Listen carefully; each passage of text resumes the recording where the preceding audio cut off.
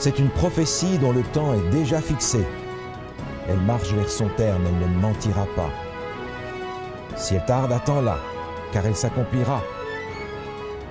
Elle s'accomplira certainement.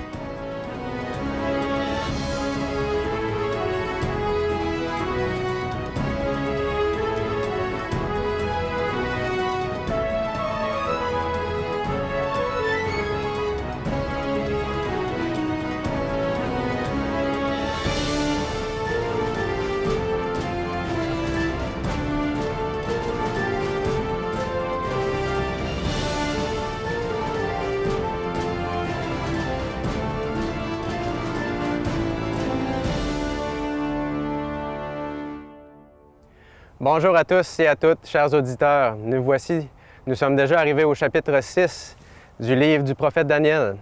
C'est le dernier chapitre d'une partie historique. Et maintenant, pour faire un petit retour en arrière, on se souvient, durant le chapitre 5, les Mèdes et les Perses avaient encerclé la ville de Babylone. Et maintenant, Babylone est tombée. Les Mèdes sont entrés par l'Euphrate et ont tout rasé sur leur passage. Beaucoup de gens ont été tués. Entre autres le roi Belshazzar, son père Nabonide, et Daniel pourtant est toujours présent. Alors on se pose la question, et j'invite le pasteur à venir me rejoindre. Bonjour pasteur Scalier. Bonjour Michael. Comment est-ce possible que Daniel ait pu survivre aux Mèdes et aux Perses qui entrent dans la ville et qui tuent tous les gens sur leur passage? Est-ce que les Mèdes connaissaient Daniel? Alors ça c'est une bonne question parce que d'habitude quand un pouvoir prenait un autre peuple, ils éliminaient toute la gente dirigeante de ce peuple-là pour être sûr de ne pas avoir une révolte. Exactement. Et on pourrait s'attendre à ce que Daniel, qui était haut placé dans le gouvernement précédent, parte avec. Et on retrouve Daniel au même endroit. Daniel, il ne faut pas l'oublier, avait quand même annoncé la chute de Babylone. Dès le chapitre 2, la vision sur la statue était connue. Et par conséquent, cette idée a dû se répandre dans l'entourage. Donc Daniel, annonçant la fin de Babylone, devait être quelqu'un connu à l'extérieur même de Babylone. Et c'est probablement une des raisons pour laquelle, mis à part la main de Dieu, bien entendu, raison pour laquelle, lorsque les Perses sont arrivés, ils l'ont pris avec eux dans leur gouvernement. Parce que le texte nous dit ici que Daniel surpassait les chefs, les satrapes, parce qu'il avait en lui un esprit supérieur. Donc ils avaient reconnu une particularité de Daniel. Et dans ce chapitre, on voit aussi que normalement les Mèdes et les Perses ayant pris le contrôle, on s'imagine un tout renouveau, une nouvelle atmosphère des Mèdes et des Perses, mais on semble encore dans un environnement babylonien, si on peut dire. On voit d'ailleurs dans cette histoire-là un parallèle fort entre le chapitre 3 et le chapitre 6. Dans le chapitre 3, si on se souvient, les amis avaient été jetés dans la fournaise ardente et maintenant Daniel sera jeté dans la fosse aux lions. Alors, on voit un peu le même atmosphère d'orgueil ou d'oppression ou d'autorité babylonien. Exact. C'est exactement ça. Daniel n'était pas là lors de la situation de la fournaise ardente et cette fois-ci, ses amis ne sont pas là. Donc, ils vont être confrontés à une situation très semblable dans un contexte un petit peu différent. Mais il ne faut pas oublier que Daniel, ici, est dans une situation aussi différente. Il était chef des sages et des devins. Maintenant, on le met dans une position politique. Darius avait organisé la chose et il y avait là 3 chefs qui dirigeaient les 120 satrapes. Et le texte dit qu'il pensait mettre Daniel à la tête de ces 3 chefs. Donc, il y avait une position vraiment importante dans le royaume. Donc, finalement, Daniel était tout de suite après le roi. Exactement. Donc, cette fois-ci, la situation est encore pire parce qu'il est prisonnier de guerre. Et les nationaux, les gens du peuple qui sont là et qui ont une fonction à côté de lui, se disent « Mais comment ça se fait que ce prisonnier de guerre-là est en train de dominer sur nous ?» Qu'est-ce qu'il fait là? Et l'empereur veut le placer juste en dessous de lui. Donc c'est une situation intolérable et il faut absolument faire sauter ce personnage-là. Il y avait de la jalousie qui se vivait à l'intérieur. Le problème était au début un problème politique.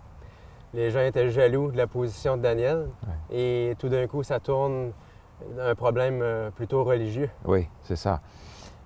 Curieusement, on retrouve Daniel ici dans une situation très semblable à ce qu'on avait avant, très fidèle à lui-même.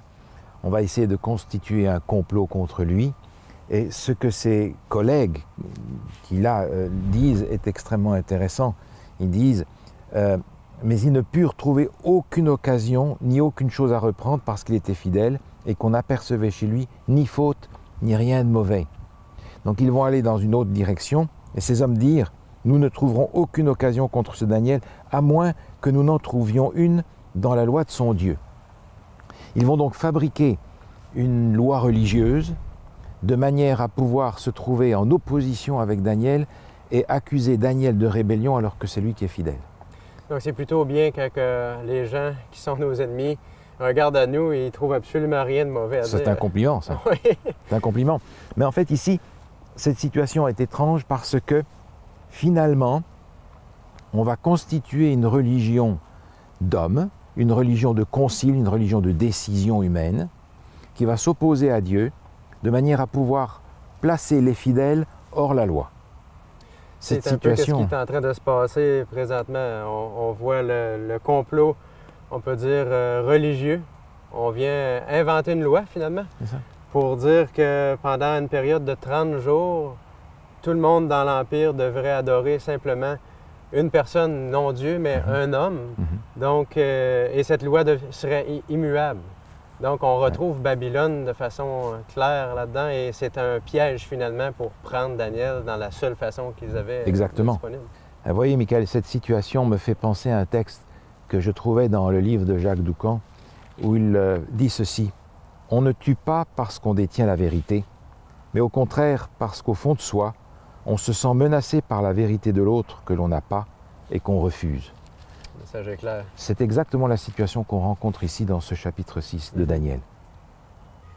Lorsque l'on prend le temps de regarder à la réaction de Daniel, c'est plutôt particulier. Un homme qui va se faire jeter dans la fosse aux lions, et Daniel est tout paisible, serein. On se pose la question, c'est quoi sa recette? Oui, c'est extraordinaire parce que Daniel est confronté à une sentence inévitable. Et la paix, la sérénité que l'on retrouve de sa part dans le texte est extraordinaire. Il a un secret, je crois que le texte nous en parle, c'est dans sa vie de prière.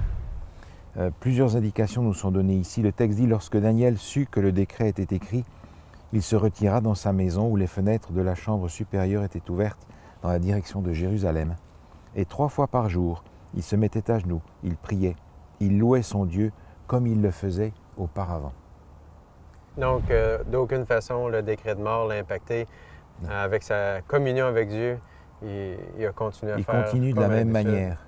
Et les indications qui nous sont données là, je crois, font partie de ce secret de sa vie de prière. Il est question de sa chambre haute. Il avait un lieu particulier où il rencontrait Dieu, où il avait cette rencontre intime avec Dieu. Et Jésus propose la même chose d'ailleurs. Dans l'Évangile selon Matthieu, au chapitre 6 et au verset 6, Jésus dit « Mais quand tu pries, entre dans ta chambre, ferme la porte et prie ton Père qui est là dans le lieu secret. » Daniel avait ce lieu secret où il rencontrait Dieu, c'était sa chambre haute. Et puis il nous a dit qu'il se tournait dans la direction de Jérusalem.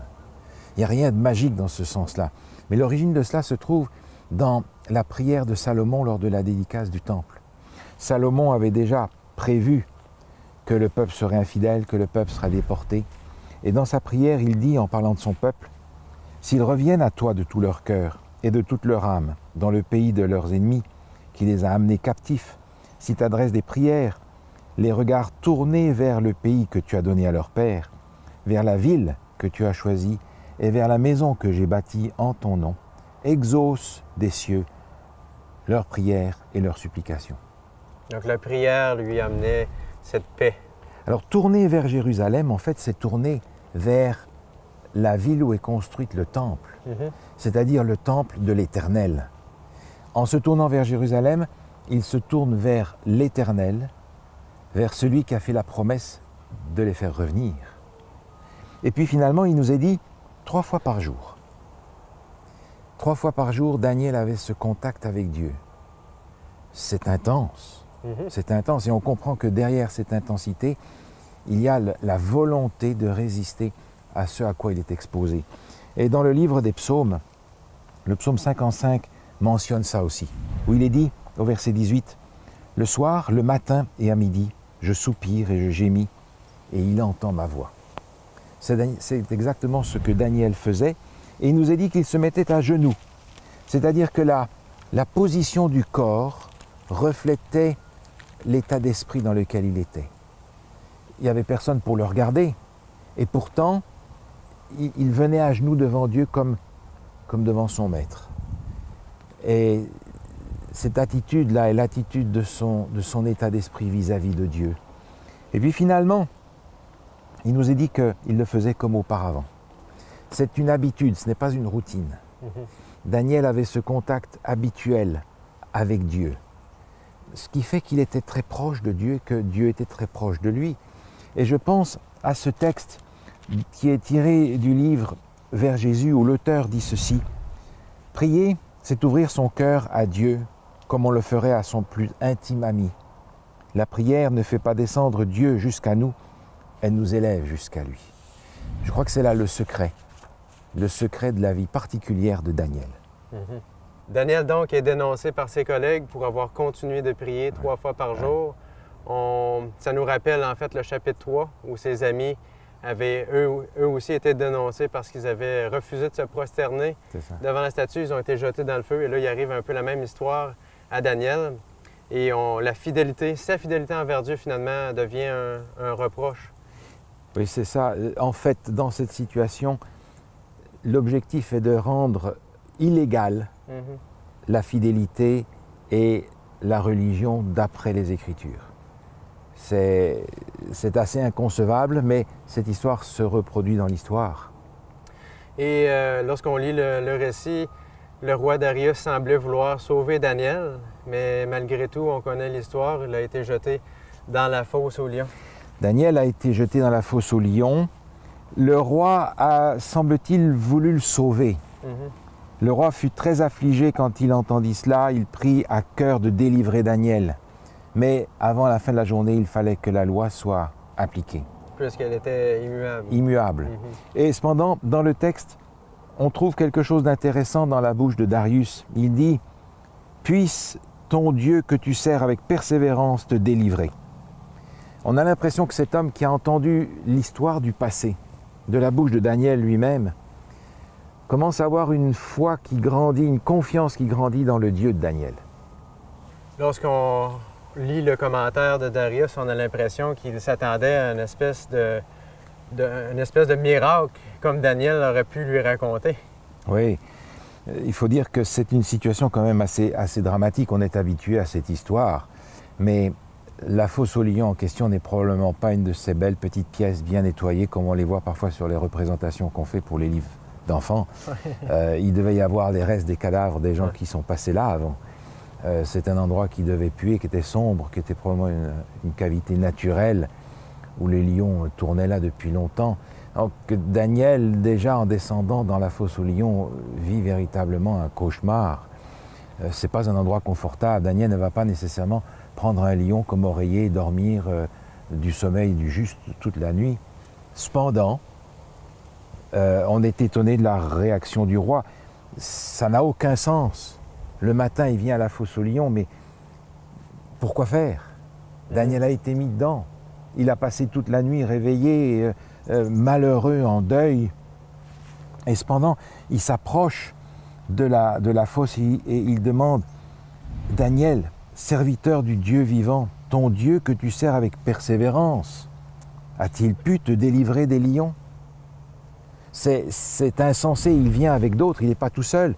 Et les autres doivent rigoler derrière lui en disant « Mais qu'est-ce qu'il croit, lui? Qu'est-ce qu'il croit ?» Et on peut imaginer la réaction de toute cette cour qui est là, quand on entend du fond de la fosse, le verset suivant. « Au roi vit éternellement, mon Dieu a envoyé son ange et fermé la gueule des lions, qui ne m'ont fait aucun mal, parce que j'ai été trouvé innocent devant toi, devant lui et devant toi non plus. Au roi, je n'ai rien fait de mauvais. » Donc Dieu ferme la gueule des lions. Dieu ferme la gueule des lions et vous imaginez un petit peu l'ambiance à cet endroit-là. Ceux qui ont comploté, qui semblaient avoir réussi leur affaire, sont morts de peur. D'ailleurs, le roi Darius comprend qu'il s'est fait tromper. Il veut remettre les choses à l'ordre, en fait un peu appliquer la justice d'une certaine façon. Donc, tous ceux qui étaient concernés, c'est eux qui finissent, qui terminent dans la fosse aux lions, mais non seulement eux, mais aussi leur famille. Donc, c'est un peu impressionnant si on parle de responsabilité collective. On ne voit plus ça vraiment de nos jours. Si quelqu'un fait une faute, bien, la première chose, les gens ont tendance à remettre la faute sur quelqu'un d'autre. Alors, on n'a même plus de responsabilité personnelle aujourd'hui parfois. Juste. Alors, à cette époque-là, c'est un peu difficile à comprendre, la notion de responsabilité. Oui, cette responsabilité collective est extrêmement importante à ce moment-là. Cependant, le roi ici, Darius, fait quand même quelque chose qui est radical. Et on peut dire, si l'on veut, que la violence contre Dieu est tout aussi mauvaise que la violence pour Dieu. Dieu n'a pas besoin de la violence pour défendre son royaume. Dieu est assez grand, comme il l'a montré tout au long de ses histoires, pour se défendre tout seul et pour défendre ses fidèles lui-même. Donc il n'a pas besoin de la violence pour lui non plus, et c'est malgré tout ce à quoi on a facilement recours, pensant que c'est nous qui devons défendre Dieu. La meilleure défense que l'on peut faire de Dieu, c'est la fidélité à ce Dieu qui a tout fait pour nous sauver. Et lorsqu'on lit l'expérience de Darius, ça nous rappelle un peu l'expérience de Nebuchadnezzar lors de sa conversion. Oui, la manière dont il s'exprime d'ailleurs ressemble beaucoup à la façon dont Nebuchadnezzar parle. On a vraiment l'impression qu'il est en train de découvrir le Dieu de Daniel comme Nebuchadnezzar l'a découvert. Il va dire ceci: que la paix vous soit donnée avec abondance. Ça, c'est exactement ce que Nebuchadnezzar avait dit aussi dans chapitre 4. Et puis il continue: j'ordonne que dans toute l'étendue de mon royaume, on ait de la crainte et de la frayeur pour le Dieu de Daniel. Là, il est parti de nouveau dans les ordres à donner. Tu dois craindre le Dieu de Daniel. Cependant, il n'y a pas de menaces qui sont faites. Il continue en disant: car il est le Dieu vivant, il subsiste éternellement. Ça termine bien. Alors, il a compris qu'il y a là le Dieu vivant. Et quand on parle du Dieu vivant, on parle véritablement du Dieu Daniel dont la vie est éternelle. Ce n'est pas celui qui a la vie, c'est celui qui est la vie. Jésus disait: je suis le chemin, la vérité et la vie. Il est la vie. On ne peut être sauvé que par un Dieu qui est la vie, pas un Dieu qui a la vie. Par conséquent, le Dieu qui va sauver, c'est vraiment le Dieu créateur, celui qui va être capable de me recréer à la fin. C'est le Dieu sauveur qui est la vie et qui va me la donner à la fin. D'ailleurs, en passant, Daniel dans la fosse aux lions, ça peut être aussi chacun d'entre nous. Je pense à ce texte de l'apôtre Pierre qui dit: soyez sobres, veillez, votre adversaire le diable rôde comme un lion rugissant, cherchant qui il dévorera. Résistez-lui avec une foi ferme, sachant que les mêmes souffrances sont imposées à vos frères dans le monde. On peut dans une certaine manière se trouver nous aussi dans la fosse aux lions et inviter à réagir comme Daniel a réagi, avec une foi ferme. Tout à fait. Et lorsqu'on lit cette histoire qui est arrivée à Daniel, on a l'impression que Daniel ressuscite. Il sort de la fosse aux lions, on dirait qu'il sort du tombeau. Exactement. D'ailleurs, il n'est pas difficile de faire le lien entre l'expérience de Daniel et la fin de la vie de Jésus. D'ailleurs, dans le livre des psaumes, le lien est fait d'une façon immanquable dans le psaume 22, qui est d'ailleurs un psaume messianique. C'est dans ce psaume qu'on a cette phrase que Jésus va dire sur la croix: mon Dieu, pourquoi m'as-tu abandonné ?» Dans le même psaume un peu plus loin, parlant de ceux qui sont en train de le mettre à mort, il est dit: ils ouvrent contre moi leur gueule, semblable au lion qui déchire et rugit. Donc la fin de la vie de Jésus ressemble beaucoup à la situation que l'on a ici. On a par exemple un complot qui est fait contre Daniel, qui est fait contre Jésus, et qui est fait par les proches de Daniel. Complot fait aussi par les proches de Jésus. Et ce complot va amener à une sentence de mort qui est incontournable. Le gouverneur va essayer de délivrer Daniel. Le gouverneur romain va essayer de délivrer Jésus. Il ne va pas y arriver non plus. Et en réalité, Jésus va mourir non pas pour une question religieuse, mais pour une question d'État. Et ici, on a aussi une question d'État qui est invoquée pour mettre Daniel à mort. Il va être mis à mort, il va ressusciter, et le matin très tôt, on va aller chercher Daniel dans la fosse aux lions. Très tôt, le dimanche matin, Jésus va ressusciter. Et finalement, la bonne nouvelle de la résurrection de Jésus doit être proclamée dans le monde entier. Mais la bonne nouvelle de ce qui est arrivé à Daniel, Darius veut la proclamer au monde entier aussi. Dans Daniel au chapitre 6, au verset 25, il dit après cela, le roi Darius écrivit à tous les peuples, à toutes les nations, aux hommes de toute langue qui habitent sur toute la terre. Cela nous rappelle le mandat missionnaire que Jésus donne à ses disciples pour annoncer la bonne nouvelle.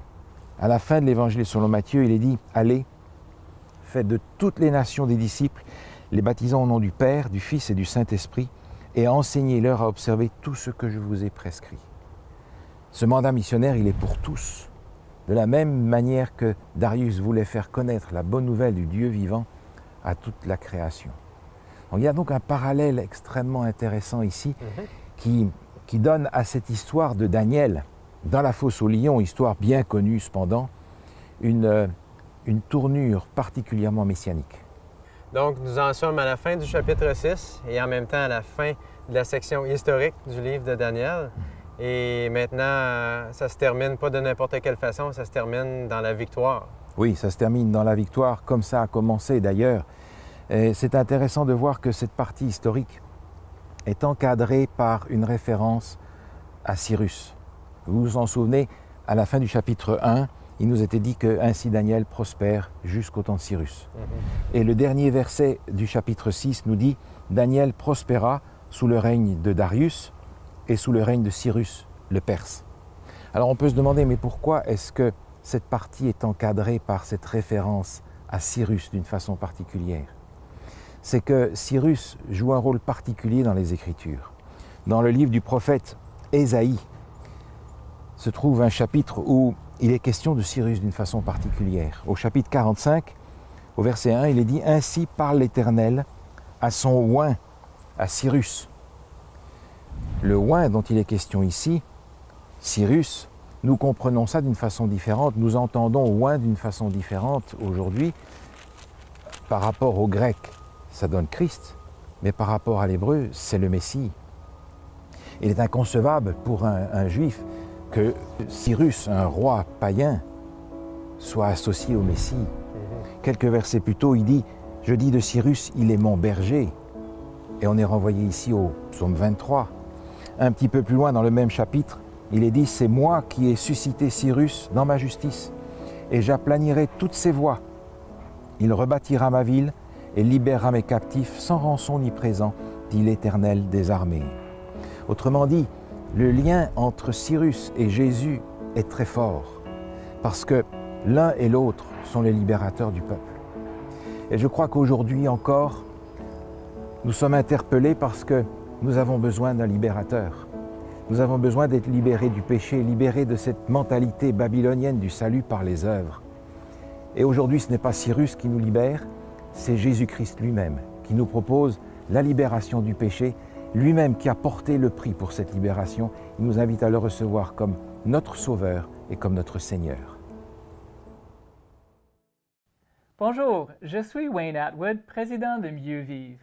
Ça me fait plaisir d'être avec vous aujourd'hui. Bonjour, je m'appelle Michael Cloutier et je suis vice-président de Mieux Vivre depuis 1 an déjà et ça me fait plaisir de faire partie de l'équipe. Cette année, nous avons fait une nouvelle expérience, celle d'enregistrer une série d'émissions à l'extérieur. Nous avons choisi la belle saison d'automne où il y a beaucoup de belles couleurs. D'ailleurs, ça a été très enrichissant et motivant de travailler en collaboration avec le pasteur Scalier. Depuis 2009, Mieux Vivre produit des émissions qui sont disponibles gratuitement sur notre site Web. Et vous savez, même si c'est gratuit, il y a évidemment des coûts associés. Donc, pour nous permettre de continuer, nous vous invitons à nous soutenir financièrement. Si vous avez aimé l'émission que vous venez de regarder, je vous invite à aller sur notre site Internet mieuxvivre.org. Merci de votre précieuse collaboration. Vous pouvez envoyer vos dons déductibles d'impôts de plusieurs manières, Que ce soit un don unique ou 2 dons mensuels, visitez notre site internet au www.mieuxvivre.org. Vous pouvez nous faire parvenir vos dons par carte de crédit, transfert bancaire, PayPal et même par la poste. Merci de votre soutien. Je t'établis pour être la lumière des nations, pour porter mon salut jusqu'aux extrémités de la terre. Semer l'espérance,